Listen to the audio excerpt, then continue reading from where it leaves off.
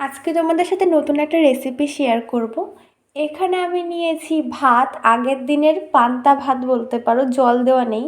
তো এর মধ্যে আমার মা নুন আর হলুদ দিয়ে গেছে, কারণ আমি এটার পরিমাপটা বুঝি না। তো চলো এখন এটাকে ভাজবো। খুব সিম্পল, গ্যাস জ্বালানো যে কেউ পারবে। এরপর কড়াইটাকে চাপিয়ে দিলাম, সর্ষের তেল দিয়ে নেব, জিরে, কটা রসুন, শুকনো লঙ্কাও দিয়ে দেবো, ফ্লেভারটা ভালো হয়। সবজি কেটে রেখেছিলাম, সেদ্ধ করা আলু, লঙ্কা, পেঁয়াজ আর ধনেপাতা। তো আলুগুলোকে দিয়ে দেবো। সব কিছু অ্যাস্থেটিক ওয়েতে দেওয়ার চেষ্টা করবে, ঠিক আছে? একটা পাতি কাজ রেখে গেছে, সেটাকে আমি পুড়িয়ে ফেলেছি। এখন পেঁয়াজগুলি দিয়ে দেবো। এখান থেকে আমি কাঁচা লঙ্কাগুলোকে দিয়ে দেবো টুকুস। মা বলেছিল ভাতটাকে ভালো করে মাখিয়ে নিবি।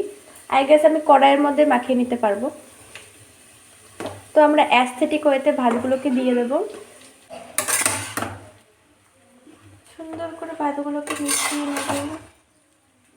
এখন আমি বাড়িতে যা যা মশলা আছে দিয়ে দেবো। এখানে আছে গরম মশলা, চলে যাও একটু গরম মশলা আছে, কালি মির্চ, ব্ল্যাক পেপার গুঁড়ো, চলো ব্ল্যাক পেপার পাউডার চলে যাও। ম্যাগি মশলা এটার স্বাদ আরও দ্বিগুণ বাড়িয়ে দেবে, চলো ম্যাগি মশলা দিয়ে দিলাম। এবার আমাদের মেন ইনগ্রিডিয়েন্টস, যেটা দিলে টেস্টই পাল্টে যাবে, সেটা দেবো।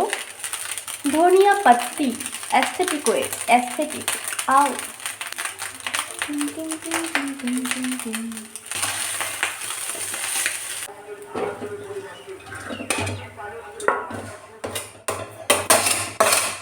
নিজের রান্না নিজেই প্রথমে টেস্ট করব, কারণ স্বাদ ভালো হয় এতে। রান্নার স্বাদটা এতে দ্বিগুণ হয়ে যায় যদি তুমি নিজে প্রথমে টেস্ট করো। ওকে, বুনু এখন স্কুলে যাবে, ভাত ভাজা খেয়ে। বুনু খেয়ে বলো তো কেমন হয়েছে? Heavy heavy.